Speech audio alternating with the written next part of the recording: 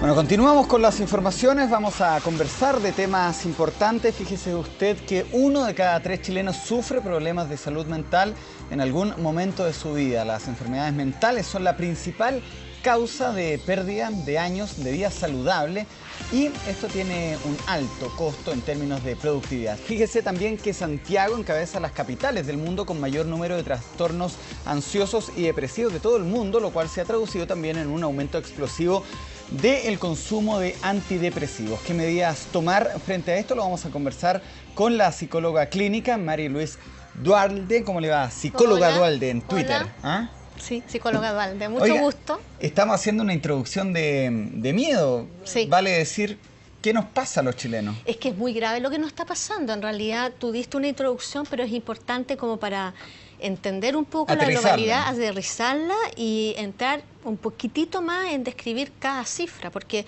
si bien tú planteaste y muy bien dicho de que 1 de cada 3 personas en Chile sufre trastornos mentales, ¿cierto? 1 de cada 3 sufre de depresión o va a sufrir de depresión. El 17,5% del chileno está deprimido y se ve que un 9% con depresión endógena. Además, que lo que se ha ido viendo, ¿cierto?, de acuerdo al MinSal y las distintas, qué sé yo, cuestionarios, es que de aquí al 2040, si es que no se modifican las políticas públicas y no se mejora la atención en distintas áreas, el primer causal de que la gente pierda calidad de vida y año de calidad de vida va a ser la depresión. Los antidepresivos se investigó el año entre 1990 y el 2002, porque de ahí no ha habido más investigaciones, aumentaron un 400% el uso de antidepresivos, ¿ya? En los niños es preocupante, porque ese es otro elemento, ¿cierto?, que tú hablaste también de los índices de suicidio. Somos el país con mayor tasa de suicidio después de Corea del Sur, pero en relación a América Latina estamos en primer lugar.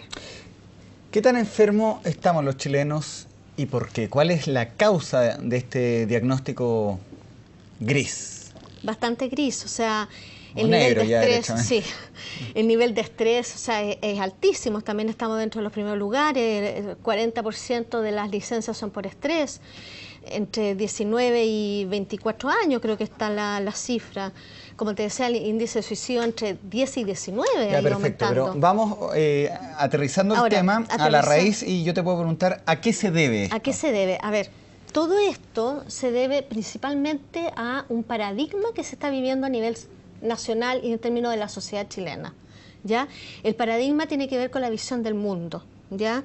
Por cómo tú ves el mundo y la visión del hombre. En nuestra sociedad hay un paradigma, ¿cierto?, que yo lo denomino un paradigma narcisista, que apunta a que si tú quieres ser feliz, ¿cierto?, que es el ideal que todas las personas tenemos, ser feliz, tienes que validarte frente a los demás y frente a ti mismo a través del éxito. Esa es la condición básica para que tú te sientas feliz y seas feliz en términos de autovalidación. ¿Y cómo se demuestra eso? A través del trabajo que tienes, de la plata que ganas, de dónde vives, de si vives en un barrio seguro o no, del colegio donde tienes a tus niños, ¿cierto?, del trabajo en que estás. Entonces, ¿qué es lo que pasa? Que al vivir en este paradigma, ¿cierto?, bajo estas dinámicas, ¿cierto?, los santiaguinos, los chilenos, nos vamos estresando cada vez más porque el día a día, ¿cierto?, es tremendamente complejo. Y cuando hablamos de narcisismo o personas narcisistas, ¿a quiénes nos referimos? Nos referimos a un porcentaje de la población, como todo, porque en Chile hay de todo, personalidades ansiosas, depresivas, narcisistas, y lo que yo he investigado bastante es la personalidad sobreadaptada.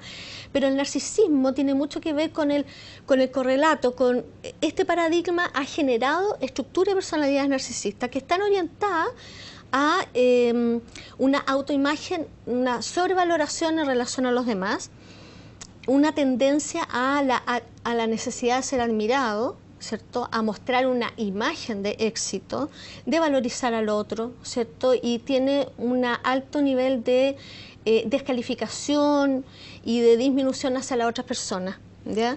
Ahora, esto se correlaciona mucho con el paradigma que tenemos, ¿cierto?, en términos del éxito, del logro, de tener cosas, ¿ya? Aquí ya no importa tanto quién eres, sino lo que tienes y lo que logras. Estas patologías narcisistas, lo que yo he visto en mi consulta, es que también tienen un indicador depresivo importante, porque cuando cumplen cierta edad, como la edad media, que son los 50 años, se deprimen, debido a lo que se denomina la herida narcisista. ¿Por qué? Porque en la edad media, ¿cierto?, ocurre grandes cambios, ¿cierto? Muchos pueden perder su trabajo, ¿cierto? Cambian las funciones más, podríamos decir, como la capacidad de tener relaciones sexuales, tienen menos potencia, los jóvenes empiezan a ocupar sus lugares, ¿cierto? Hay despido, pueden algunos perder el estatus económico, entonces vienen depresiones importantes en la personalidad narcisista, ¿ya? Ahora, dentro de este paradigma también se ha ido configurando otro tipo de personalidad, que es la que yo estoy viendo bastante en la consulta, que tiene que ver con la personalidad sobreadaptada. Eso se ve mucho últimamente en el chileno y tiene que ver también con la infancia, por cómo estamos educando a los niños, ¿ya? La personalidad sobreadaptada es el tipo de personalidad en que hace todo bien y que está orientado al rendimiento, a cumplir, al éxito, que te vaya bien, pero no para ser admirado ni quedar en una posición superior al otro, sino para ser validado y querido. Entonces, ¿qué es lo que pasa? Que son personas autosuficientes, independientes, hacen todo bien, buenos profesionales, buenos alumnos, buenos padres, buenos hijos, buenos amigos, están en todas. ¿Qué es lo que pasa con esta personalidad? Estas personalidades, ¿cierto?, que están desde el colegio en que siempre se estimula que los niños sean buenos alumnos, que les vaya bien, ¿cierto? De hecho, hay colegios que si el niño no le va bien, lo echan, ¿cierto? Y que si tienen un promedio bajo 5 también. Está el CIMSE, la PCU, todas estas cargas, ¿cierto?, hacen que muchos chiquillos se adapten a este tipo de situación, versus los otros que se deprimen y algunos entran en ansiedad tremenda e incluso el suicidio. Pero esta personalidad, ¿qué pasa? Llegando en un momento, se colapsan y también viene la depresión, los cuadros ansiosos y principalmente lo que yo he notado mucho y que también se ha investigado son los cuadros de trastornos psicosomáticos. De hecho, en Chile, uno de los tantos indicadores, que ya esto es como demasiado, tenemos el porcentaje más alto de colon irritable. Además, y de hecho los niños en etapa escolar, del 100% de niños en etapa escolar que sufren de dolor de guatita, es por colon irritable. ¿Y por qué esto está pasando en Chile? ¿Hay algún factor socioeconómico, social, psicosomático que haga que nuestro país sea más propenso a este tipo de enfermedades? Sí, lo que pasa es que esta es una cadena de cosas, ¿cierto? ¿Qué es lo que está pasando? Bueno, hablamos de este paradigma que tiene que ver con elementos sociales que se transfieren los elementos de rasgos de personalidad y en síntomas, ¿cierto? Que son los cuadros que tú mencionaste en un comienzo.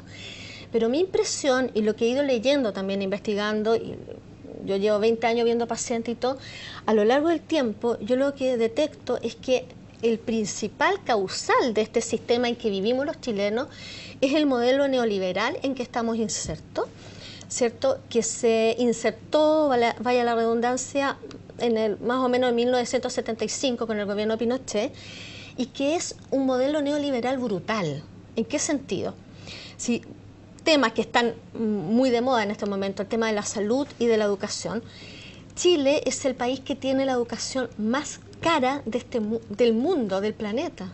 O sea, claro, ha sido motivo de movilizaciones a nivel nacional y uno de los debates políticos que hay justamente. Y que está muy de moda, porque si tú te pones a pensar en relación a todas las escalas que se ha hecho de distintos organismos, ¿cierto?, a nivel mundial, el 85%, ¿cierto?, de la familia tiene que pagar la universidad y el Estado solamente subvenciona el 15%. Eso por un lado. Por lo tanto, tener un hijo en el colegio, que además los colegios particulares son caros, y además en la universidad, es tremendamente complejo. La salud, ese es otro elemento también, que tiene que ver con este modelo neoliberal que ha generado también trastornos en términos de que la salud pública en este país, después de Estados Unidos, es pésima, y que la salud privada también es muy mala. ¿Por qué? Porque las coberturas en enfermedades psicológicas y psiquiátricas son muy bajas. Los fármacos son altísimos, ¿ya? A nivel general, en términos de salud, ¿cierto?, las mismas ISAPRES, los planes son carísimos y el gasto de bolsillo es muy alto, ¿cierto? Y si yo preguntara, Mari, ¿cómo y por qué se ha insertado este paradigma en nuestra sociedad? ¿Cuál vendría siendo la respuesta? Más allá del tema económico, que ya lo mencionábamos. Sí, yo creo que el tema económico quizás es lo fundamental, ¿no? Sí, porque a ver, este modelo económico generó muchas secuelas a niveles sociales, ¿ya? Que tiene que ver con todo lo que implica la privatización de empresas, ¿cierto? El aumento de la capacidad crediticia y principalmente que la salud y la educación pasó a ser en manos de privados. No, y hay un modelo de éxito que uno persigue. Siguiendo ese modelo de éxito que la sociedad chilena, tal como has venido explicando tú, sigue, que es la imagen de la persona exitosa, ¿se podría hablar de algún factor común en la personalidad de los chilenos? Sí. ¿Lo has podido diferenciar? Sí, sí. O sea, hay elementos en términos de común, independientemente que sean personalidades narcisistas, sobreadaptadas, personalidades ansiosas, depresivas, que yo creo que es como bastante simple lo que voy a decir, pero bien obvio. Es la vivencia de cansancio, de agotamiento, de estar abrumado. Es una vivencia depresiva, independientemente del estilo de personalidad que tenga el sujeto. Hay una sensación de agobio, ¿ya? Y eso genera, ¿cierto?, que muchos chilenos tengan un estilo de funcionamiento más orientado a lo depresivo, a la tristeza, a la apatía, a la desesperanza, a la incertidumbre, al agobio, al estrés. Esas son características que yo veo transversales independientemente del estilo de personalidad, que hay muchos en Chile. Pero ese es un patrón común que lo veo constantemente. En el generador de caracteres, justamente acá abajo, dice tips para combatir el estrés de fin de año. Diciembre es un mes particularmente duro porque se viene acumulando todo el estrés y el cansancio que tú has venido explicando los motivos desde el origen, con una exposición bastante completa. Pero diciembre como que la gente ya está agotada justamente por lo que dices tú, haciéndole honor al título de la entrevista. ¿Cuáles serían los tips que hay para combatir este estrés de fin de año o qué haces tú con los pacientes que llegan justamente a tu consulta abrumados y con síntomas a un paso de una depresión? Y a un paso del estrés y con cuadros de ansiedad generalizada, ¿cierto? ¿Cómo se mejora eso? ¿Cómo se trata? Es complejo, porque ahí, como yo estoy haciendo una especie como de diagnóstico clínico del chileno en general, ¿cierto? Aquí ya tendría que ahondar en las dinámicas personales de cada individuo, ¿ya? Porque cada persona se estresa por circunstancias distintas a otro. Pero ¿cómo se trata? A través de fármacos, pero que sean regulados por psiquiatra, porque acuérdate que lo que hemos visto, no lo mencioné, pero la benzodiazepina, los ansiolíticos, se consume como, no sé, por la aspirina, y es re fácil acceder a ello. Regulado por psiquiatras, ¿cierto?, con farmacología en que pueda bajar el nivel de ansiedad, de angustia, y también con técnicas para el manejo de estrés, que es lo que yo hago en psicoterapia, y principalmente trabajo mucho todo lo que tiene que ver con la autoexigencia, ¿ya? Porque final de año implica, y ahí vemos nuevamente el paradigma y el modelo neoliberal en que estamos. Vacaciones, obviamente que hay que tomar vacaciones, qué sé yo, los niños, cómo lo vamos a dejar sin vacaciones, los regalos de Pascua, ¿cierto?, las fiestas, hay que hacer algo, hay que celebrar. Entonces los padres, en vez de sentir que final de año puede ser un espacio de descanso, es un espacio de más exigencia.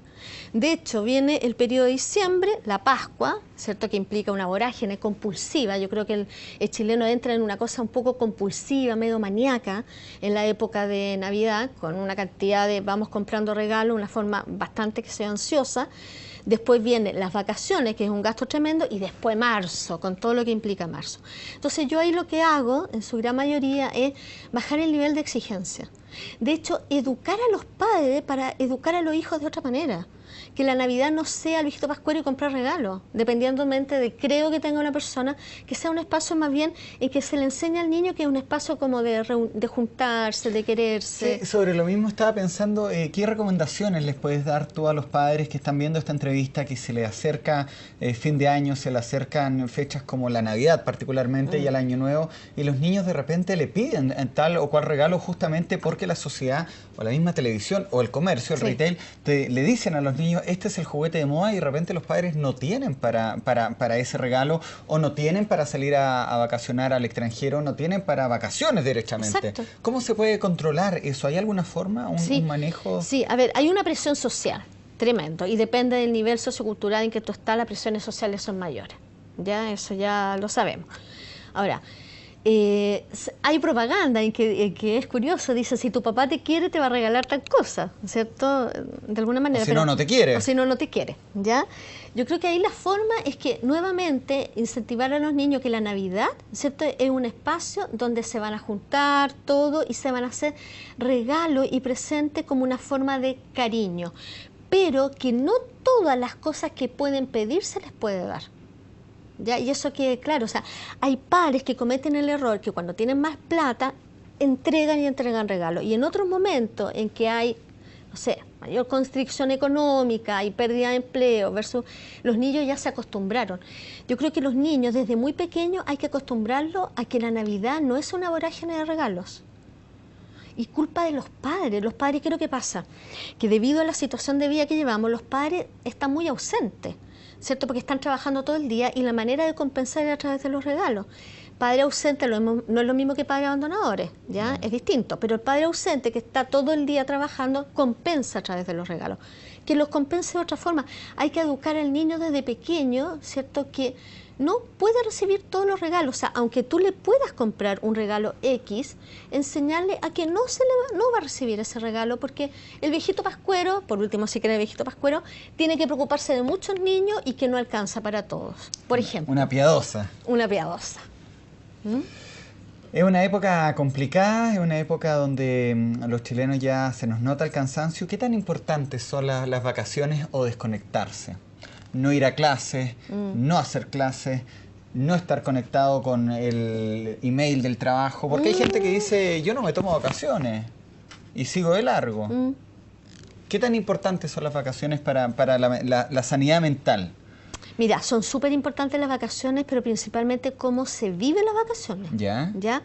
Porque las vacaciones en términos de hacer una desconexión de tus trabajos, de tus qué sé yo, hábitos, claro que sirve porque permite que uno cambie de frecuencia, la mentalidad cambie, la mente cambie, ¿cierto? Uno está situado en otro momento de la atemporalidad, ¿cierto? Se te olvida qué día es, los horarios cambian, entras en un estado, ¿cierto?, como de un paréntesis de tu rutina, y eso le hace bien obviamente a tu cuerpo y a tu mente. De hecho se dice que la primera semana de vacaciones no son tal, la segunda te empieza a adecuar y ya la tercera, cuando tienes que volver, te estás descansando.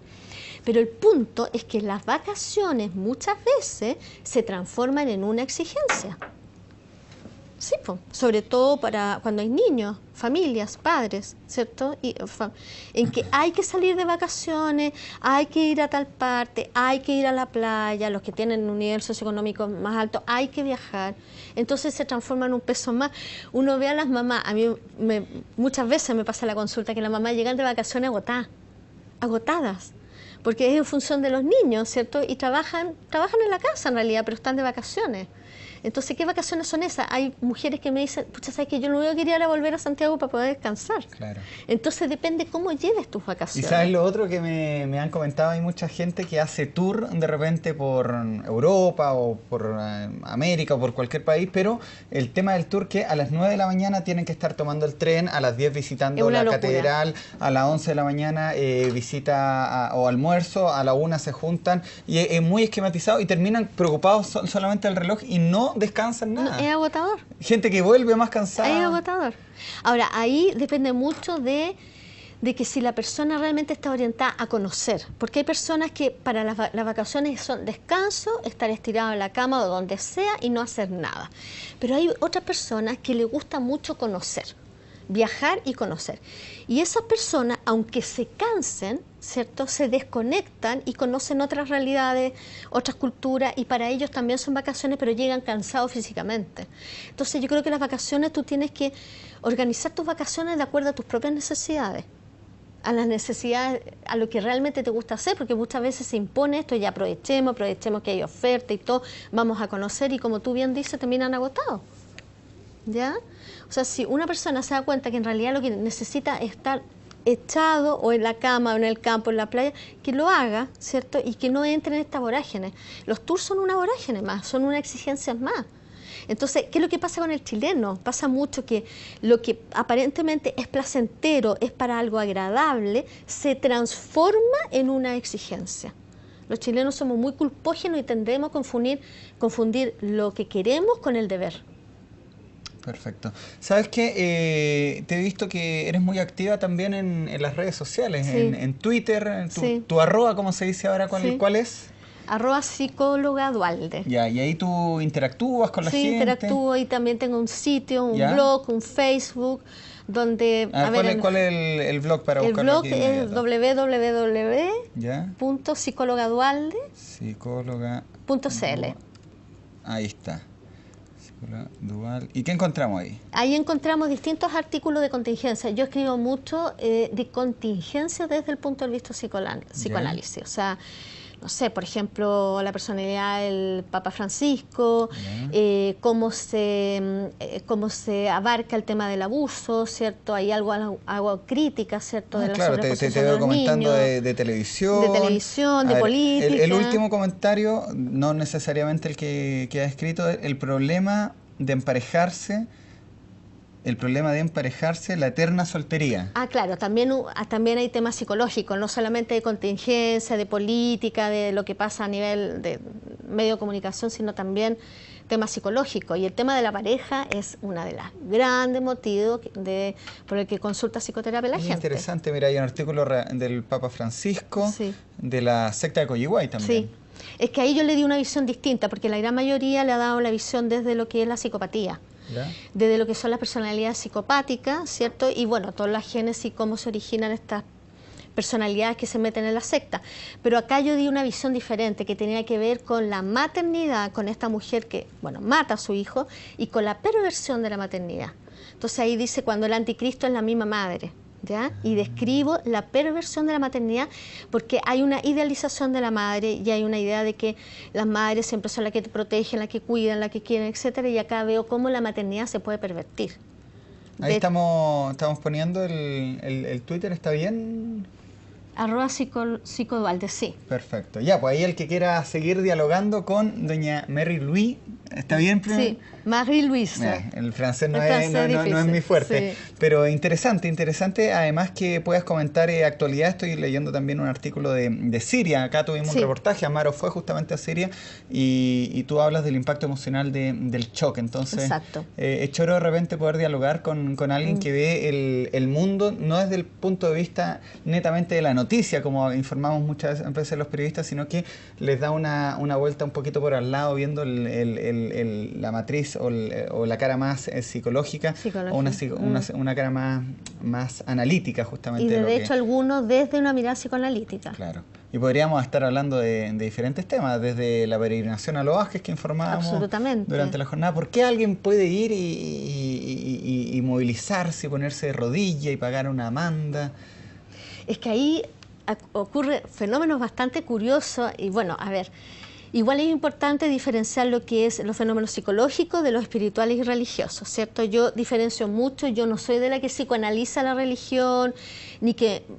De hecho, yo soy creyente y respeto mucho eso con los pacientes, ¿cierto? El psicoanálisis muchas veces cuestiona a la religión, ¿ya? Pero también hay fenómenos sugestivos importantes, ya en términos de las famosas mandas, ¿ya?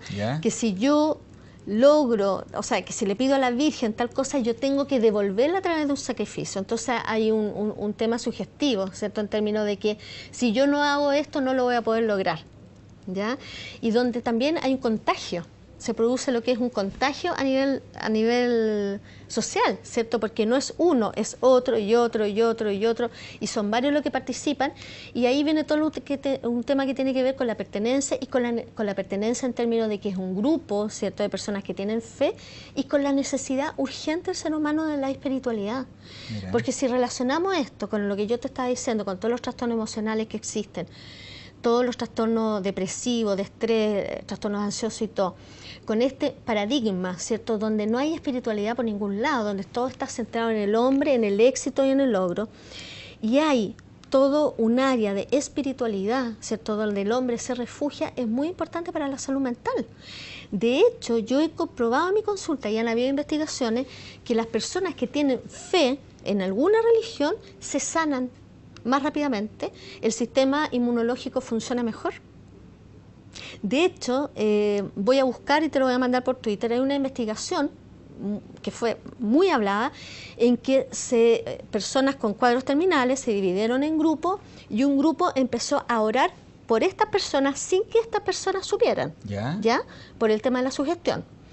Y por los otros no oraron. Curiosamente, las personas por las cuales oraron, que no sabían que estaban orando por ellas, tuvieron mejor pronóstico. Mira, entonces, hay que ser creyente, hay que tomarse vacaciones y hay que de repente no tener esta concepción tan capitalista de la vida, tan materialista, mejor dicho.